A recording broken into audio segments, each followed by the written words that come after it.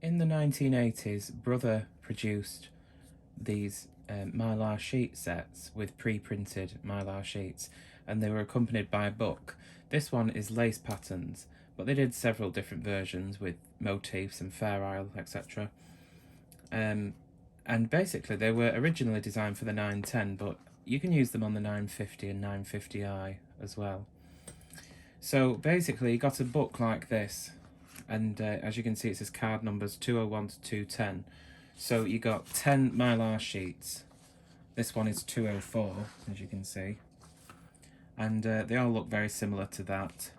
And basically, there are, in this particular book here, there are 10 different lace patterns you can get from that sheet 204 just by using different commands or coordinates on the sheet.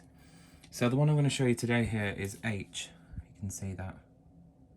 And you can see it's a two-step programming procedure. So you program the machine with this information here, and when you finish the repeat, you reprogram with step 2 there to complete the whole lace pattern. So the tricky thing about these pre-printed Mylar sheets, especially the lace ones, the reason I chose the lace ones is just to demonstrate this, really. So on the 910, which these Mylar sheet sets were originally available for, the 910 reads the sheet row by row as you knit, whereas the 950 and the 950i reads the entire sheet, and then you knit the pattern from the memory that the sheet has been stored under. So you'll store this whole sheet on the 950, 950i under a pattern number, and then you don't need the Mylar sheet anymore. You can just knit the pattern without the sheet in place because you've stored the information from the sheet into the memory. Well, of course, the 910 doesn't work that way. It doesn't have built-in patterns or built-in memory. So it knits line by line on the 910. So why am I telling you this? Because the memo information for the knit rows of the lace pattern here are going to be off, because on the 910, with the sheet further down into the reader as it reads line by line from the bottom up, the memo information for the particular rows that might be going on down here is up here somewhere. And when you use the Mylar sheet on the 950 and 950i for memo information, the sheet is going to be displayed above the reader exactly on row 1 as printed. So it's not really going to work very well for memo information. So you're just going to have to do a bit of, you can either work out where they need to be, or you can just go by experience, and you know, when all your needles have gone back in, then it must be time to knit and just see if the pattern comes out. That's the only best way I can think of doing it, really. You might have other suggestions, but I'm going to knit that pattern 204. So I've already stored the sheet into the 950i that I have here, so I'll discard that, and we'll find the information that we need, which is here. So step 1, I need row 1 of the sheet till row 48 of the sheet, and stitch 43 at the left and stitch 58 on the right. My pattern selector switch needs to be set at the top for a single motif, and the positioning on the garment will be yellow 8 and yellow 100 and green 100 at the left and right. So the pattern will continue no matter how many stitches I increase or decrease to. Now, I've already shown in another video how to store the patterns from a Mylar sheet on the 950i. So if you wanted to see that, go back a couple of videos and find the video that's titled Storing Patterns with a Mylar Sheet on the 950i. So I won't repeat it again in this video because the pattern's already in the machine. So I'm going to turn the machine on. Now my selector switch is already at the top position here because I've already done this pattern. I've done one repeat of it. So what I needed to do is press the memory button with the ready light on. 990 is my patterning program for this pattern. It doesn't need to be advanced patterning of 999. 990 is fine. So pattern number, the card stored under was 907. Press the memory button. The bottom line of the pattern on the first step here is row 1. The top line of the pattern for the first step is 48. Press the memory button. Stitch at the left is 43. Press the memory button. And the stitch at the right is 58. Press the memory button. It's asking me for the first needle position, where will the left edge of this pattern begin knitting, and that will be on yellow 8. Press the memory button. And where do I want the pattern to extend to on the left and the right side? Well, I want it infinite on the needle bed, so I'll put yellow 100 on the left, press the memory button, and green 100 on the right. The ready light comes on and we are now ready to knit. Very simple with these books that they give you with these sheets, because it tells you exactly what you need to do on the console. Now, of course, on the 950i, before we begin knitting, we need to press CF for card forward to make sure we're on the first row. And if you've got the card in the reader, it will advance to that row that's shown in the display. So I'm going to start with the lace carriage here. As you can see, I've already done one repeat. I've done the first, I'm about to knit the first step again here, which is these V's. So I'm going to move my main carriage a bit further out of the way. I've got my extension rails on here because I have 100 stitches in work. I'm going to start the transferring with the lace carriage.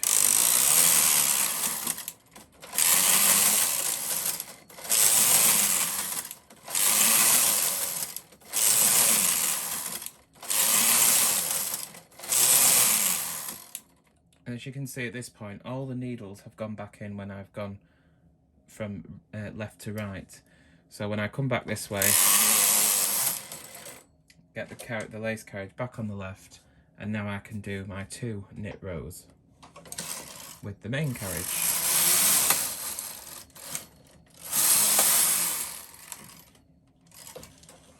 Move that out the way and continue on with the lace carriage. Now sometimes you'll get this going on where I've just done 2 passes with the lace carriage and no needles have been selected, and that's just because there are many different variations of pattern on these cards, so it's just moving the pattern on into the right place.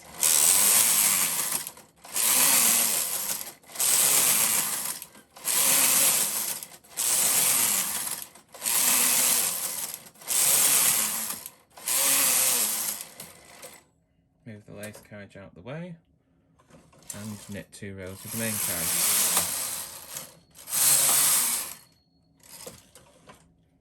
Lace carriage again.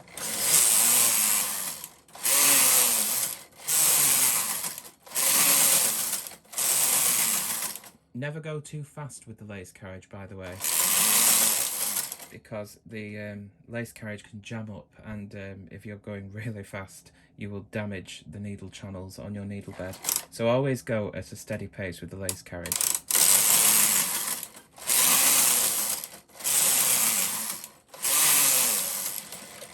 All my needles are back in when travelling back to the left, so now I'm going to knit 2 rows again.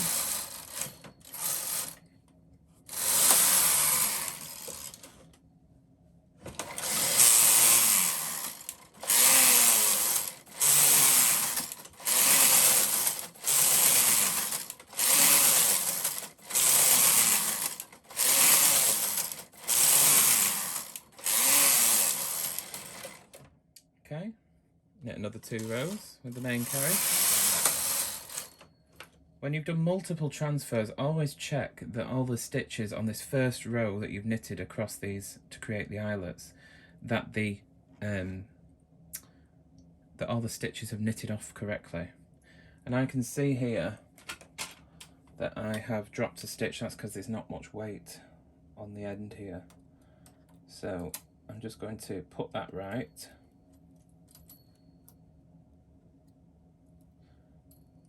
It doesn't matter, the pattern will be off slightly there, just as long as I catch that stitch, as this is just a sample.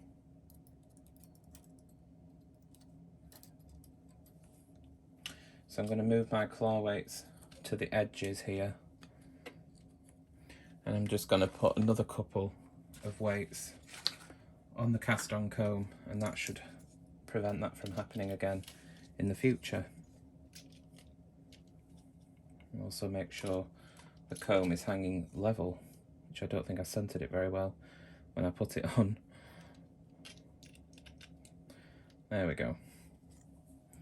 You must always have some sort of weight on the knitting when you're doing lace with the lace carriage, because it'll just bunch up and jam, so it needs to have some weight on it. Not too much weight, just adequate weight.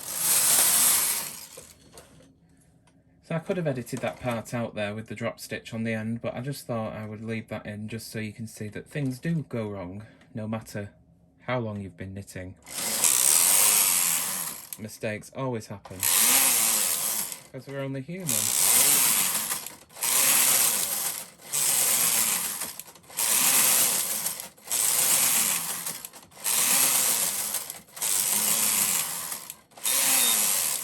Okay, and that beep signalled the end of the pattern, so I'm just going to knit these 2 rows here, which will finish these eyelets. And you can see there is the first section of the pattern again. So now we need to program the step 2 of the pattern.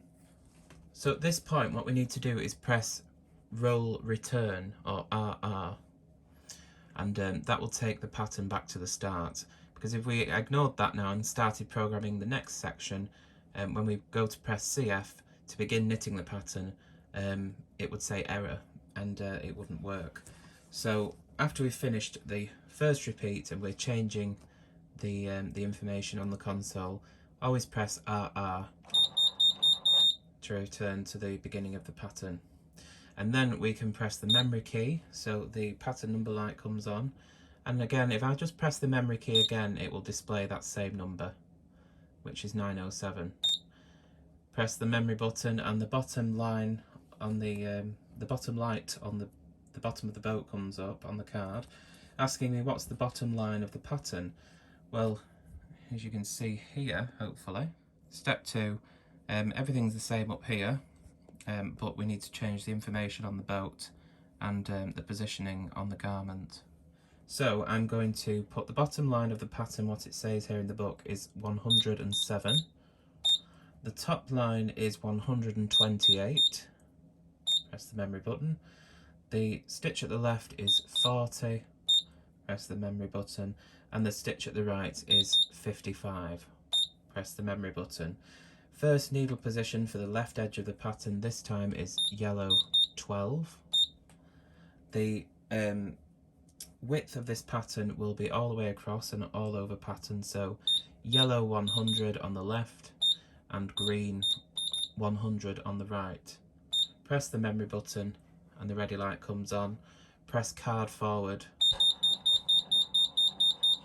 to begin at that row 107.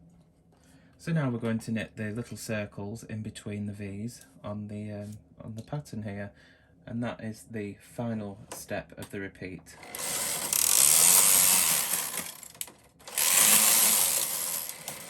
That's it for that one.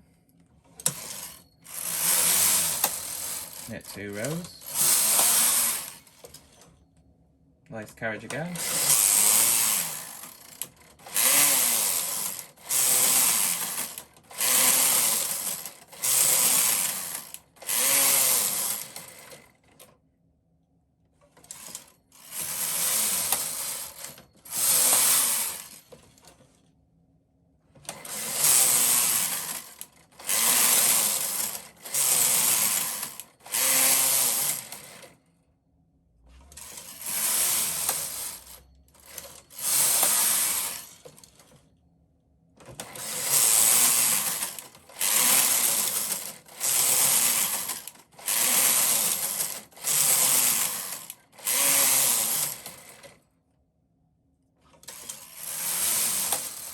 And this is what I was talking about before.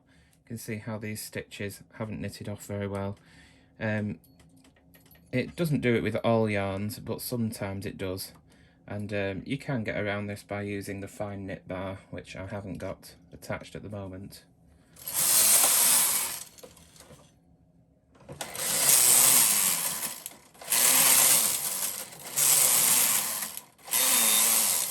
And that beep signals the end of that part of the repeat.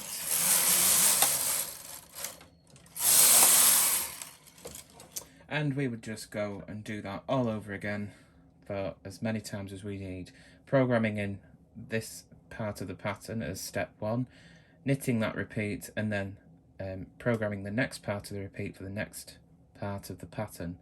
So it is a more long-winded way of doing lace, but it does give you a lot more variations of pattern with these lace cards. And that's the way it is with all these Mylar sheets that come in this lace pattern set volume 2.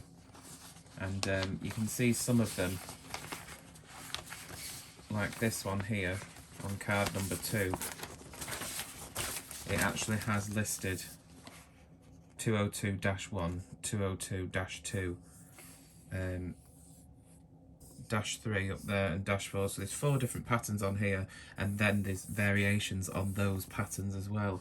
So there's umpteen different ways you can use these lace cards, so they're well worth getting hold of if you can find them. So I'll just quickly show you inside the book here once again. You can see at the top of the pages is the Mylar sheet number, and that is displayed on the top of the Mylar sheet itself. You can see 201. So here we have 201, and on that single Mylar sheet there's A, B, C, D, E, F, G, H, I, J. So 10 different patterns you can get from that one sheet. 10 different lace patterns just by changing the coordinates that you're using on the cards. And also some of them that have separate patterns on the one sheet, so card 202 or sheet 202. So you've got here 1A, 1B, 1C and 1D. So there's the original pattern 1A on sheet 202, and then you've got 3 variations of it. It looks like there's only 1 variation of pattern 2A. On the next page should be 3A, 3B, 3C. You get the idea. Not all of them are a 2-step patterning procedure, like this one, 1C. Step 1 for 1C and step 2 for 1C. Some of them, like this simple one here, is just a single step process, so once you've programmed it in you can forget about it. But taking the time to change the settings does give you all these different variations, and it's so much fun. As I said, this one is lace patterns. This one seems to be the most common, but there were various different pre-printed Mylar sheet sets that Brother sold, mainly when the 910 was available, but I think these were still available when the 950 and 950i were on sale. You had motifs, there was Fair Isle patterns, tuck stitch, there was all sorts. But if you can get your hands on one of these books with the Mylar sheets, if it's complete, and providing the Mylar sheets are not perished, because if they're not stored properly in these little foil pouches, you expose them to heat or sunlight, then they will perish very much like a supermarket carrier bag. They just literally turn to dust and obliterate. So store them well. If you can get your hands on them, keep them stored properly, and I think you'll really enjoy the different effects you can get with it. So hopefully you found this video useful. If you have a 910, the procedure is exactly the same using these cards, except you'll have the advantage of being able to use the memo information up the side here. On the 950i, you'll have to work out where the knit rows are, or just go off your experience if you're used to knitting lace on a Brother machine. So thanks very much for watching, and I'll see you again next time. Take care.